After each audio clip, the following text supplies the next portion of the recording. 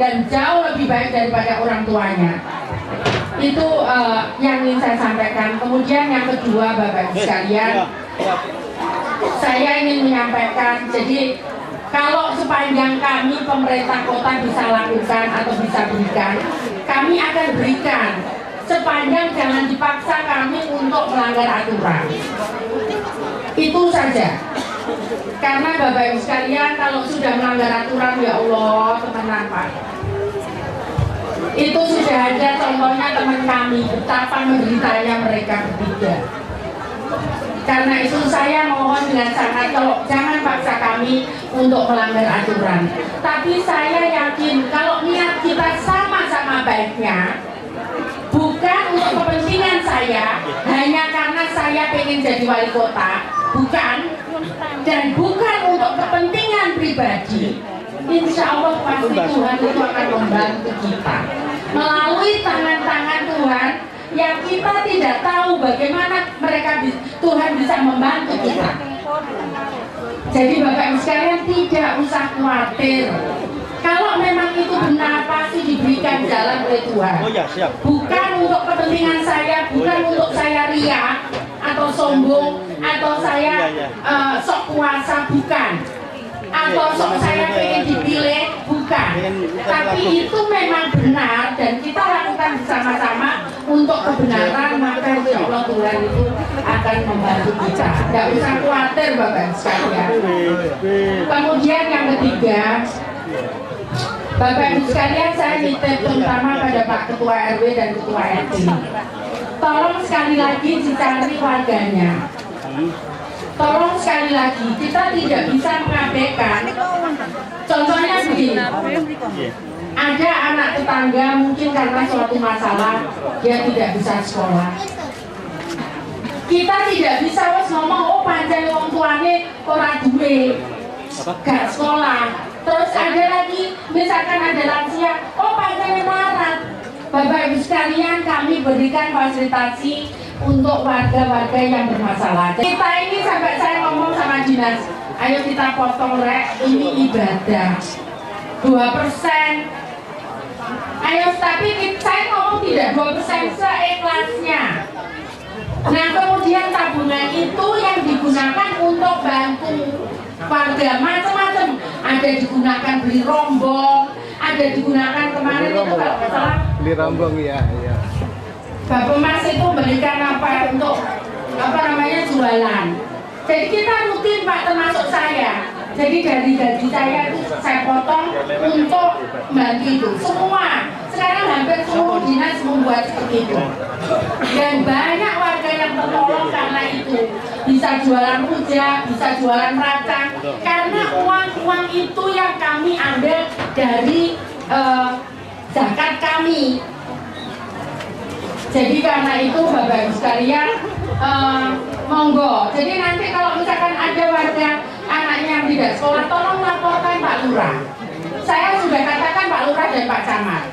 Pak Lurah, Pak Camat, kalau ada warga ngeluh atau Pak Lurah atau Pak Camat tahu, kemudian diam saja. Nanti saya kalau ditanya Gusti Allah, saya akan jawab takonoi kalau Camat sama Lurah. Ya, saya sampaikan begitu. Itu Pak Lurah itu tahu itu. Ya Pak Lurah, betul ya. Jadi tolong laporkan ke Pak Lurah dan Pak Camat. Jadi kalau tidak ada yang respon, silakan kirim surat. Bapak Ibu sekalian, mohon maaf, waktu saya itu memang gimana ngaturnya, saya juga bingung ngaturnya. Saya tadi jam 5 berangkat loh Pak, sudah dari rumah. Tak muter dulu, saya ngomong jam 6 masih sepi, ya Bu, masih nanti jam 7. Betul Pak. Tapi tadi betulin pagar-pagarnya di situ box salpet gitu, jadi agak lama. Tadi saya jam 5 udah berangkat. Kenapa Bapak Ibu sekalian, waktu saya bukan hanya melayani saya, kami Pemkot Kota ini harus cari uang. Untuk uang itu digunakan untuk layanan seperti ini. Memberikan biaya sekolah, memberikan biaya untuk makan lansia yang tidak mampu, memberikan untuk kesehatan, itu seperti itu. Kalau nggak punya uang kami, dari mana kami bisa membiayai? Jadi saya kadang ke Jakarta itu saya jualan. Ini loh Surabaya sudah bagus. Tolong datang ke Surabaya. Nah nanti kalau dia datang ke Surabaya, dia bayar taksi, sopir taksi bisa dapat makan. Kemudian dia makan di restoran warungnya bisa dapat makan. Dia tidur di hotel, pegawai hotelnya bisa hidup karena hotelnya laku. Begitu Pak. Jadi ini kemarin itu ada dari Malaysia. Bu, ini yang di bus itu saya nggak ngerti maksudnya. Bu, ini mau foto. Yang masuk itu kurang lebih 10 kalau nggak 12. Ternyata di bus itu ada 50 orang. Loh, saya senang kenapa?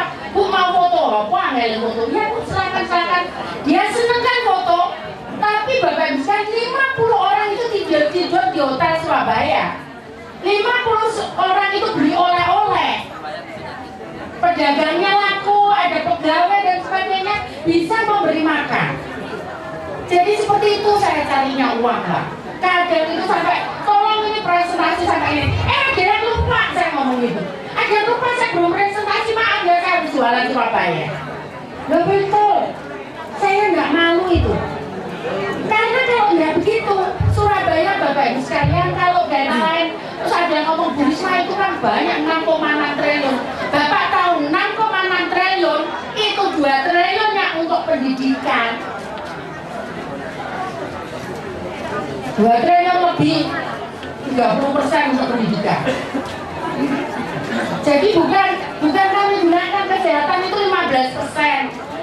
Coba cek se-Indonesia ini yang ada biaya kesehatannya 15%. Coba dicek. Nah Bapak Ibu sekalian, sampai saya ngirit gimana sampai kelurahan, gimana kelurahan gabung. Nah setiap tahun itu rata-rata yang pensiun itu 1.000. Sementara pegawai kami dapat itu belum tentu 300 itu. Dapat dari mana kami pegawai? Makin lama kan makin habis Pak. Karena itu kenapa kemudian kami menggunakan IT, teknologi. Karena orangnya nggak ada. Jangankan itu Pak, dokter itu ada yang outsourcing. Nggak ada kami. Kalau penuhi semua kebutuhan Bapak, saya semua sambat, Bupati Wali Kota sambat. Saya tok yang nggak sambat Pak. Kenapa? Biasanya cari jalan toh. Ini dokter loh, mungkin ada di antara di sini yang outsourcing. Ada yang dokter yang outsourcing di sini. Siapa Pak? Nah itu angkat tangan itu yang tadi melayani. Outsourcing beliaunya. Perawat mungkin ada perawat. Yang nah itu loh Pak, outsourcing mereka. Kalau saya hanya mengandalkan yang PNS Pak, nggak nututin melayani penjenengan semuanya. Ini kebutuhannya tuh 300, saya baru bisa menyediakan 160-an, 50% dokter itu. Jadi kalau ada dokter dari mana-mana tuh mau pindah Surabaya tak jopo kabeh. Gitu aja masih kurang, itu buktinya masih ada yang outsourcing. Supaya pendengar semua tahu. Jadi yang kami lakukan itu hanya untuk memberikan layanan yang terbaik kepada penjenengan. Boleh Bapak Ibu sekalian nggak usah dodok dicek sana di Sidoarjo Gresik gitu. Apa yang mereka warga itu dapat? Banjir sampai mlebune ngomah terus dino lho meneng aku sampai bingung. Kok enak men ya jadi Bupati Sidoarjo. Lah boleh dicek. Boleh dicek. Boleh dicek. Jadi Bapak Ibu sekalian, kita berupaya memberikan layanan yang terbaik. Karena itu mari kita bersama-sama. Karena kalau enggak Bapak Ibu sekalian, saya sampaikan, kalau di luar Jawa itu mereka punya tambang emas, mereka punya tambang batu bara, Bojonegoro punya tambang minyak, Surabaya nggak punya apa-apa. Yang bisa saya lakukan untuk cari uang itu adalah mengundang tamu luar datang ke Surabaya supaya mereka belanja di Surabaya, mereka tidur di hotel di Surabaya, kemudian mereka makan di warung Surabaya. Itu yang saya lakukan. Tidak mungkin Kak, saya harus narik pajak terus, cuma pajak dari warga, tidak mungkin. Karena itu yang kita lakukan seperti itu. Jadi itu Bapak sekalian. Jadi kalau penjenengan ada yang butuh ambulan, kami juga melayani ambulan gratis. Penjenengan kalau butuh itu, tapi itu pun Pak kadang-kadang bukan dari uang APBD. Yang kursi roda kami dibantu juga beberapa pengusaha. Jadi tidak semua yang kami keluarkan itu contohnya ada ambulan di depan itu. Itu bukan APBD, dibantu oleh perusahaan. Saya tidak terima uang Pak, ya terimanya barang itu. Jadi oh iya berusaha oleh kan ke perusahaan. Enggak Pak, itu ya namanya itu. Oh saya kadang-kadang ya ketemu, mau bantu saya tuh loh Pak, nggak ketemu. Nanti baru kalau mau nyerahkan ketemu saya. Itu saja upaya teman foto bareng itu enggak ada. Ya, jadi Bapak sekarang kenapa sekali lagi saya harus merangsang tamu itu untuk datang ke Surabaya sebanyak-banyaknya. Karena kalau tidak, kita semua tidak bisa survive, kita semua tidak bisa bertahan. Anak-anak kita mau kerja di mana? Kalau saya tidak ada kegiatan-kegiatan untuk mendorong ekonomi itu maju. Kemudian yang ketiga Bapak sekalian, sekali lagi saya ngomong kalau ini ada tanda BDKD, Bapak sekalian kami bisa bangunkan bukan hanya taman. Di beberapa tempat kita bangunkan sentra PKL, di beberapa tempat kita bangunkan pasar. Silakan nanti. Jadi kalau sudah gitu kemarin itu ada dekat sini Pak, dibangunkan pusat. Sudah bagus. Saya suruh meresmikan, dilalah waktunya tidak bisa. Gusti Allah itu tahu. Sekarang gegeran antar warga, dengar nggak? Sekarang gegeran antar warga, betul dengar ya Pak? Ya Allah, saya tuh bingung. Betul Pak, kalau sudah gegeran antar warga itu satu lapor, satu yang lapornya kita sih ditunggu Pak. Betul Pak. Ya jadi gini loh Bapak Ibu sekalian, sekali lagi mari kita bisa bersama-sama lakukan. Bapak Ibu sekalian tidak usah khawatir. Saya selalu ditanya, Bu Rismanya apa mau pengen anaknya? Kok waktu nentak Surabaya? Loh, saya yakin kalau saya mau pengen anak Surabaya, anak itu pengen bersialah. Saya yang sangat yakin. Jadi beneran semua saya ajak. Ayo kita merawat umat ini. Saya kalau menerjemahkan dia fakir itu mendekati kafir. Itu bukan kafir hanya keluar dari agama. Tapi kafir itu kalau dia sudah mencuri, kemudian dia ke narkoba, dia macam-macam perbuatannya itu juga masuk wilayah itu. Jadi karena itu kita harus bersama-sama mencegah.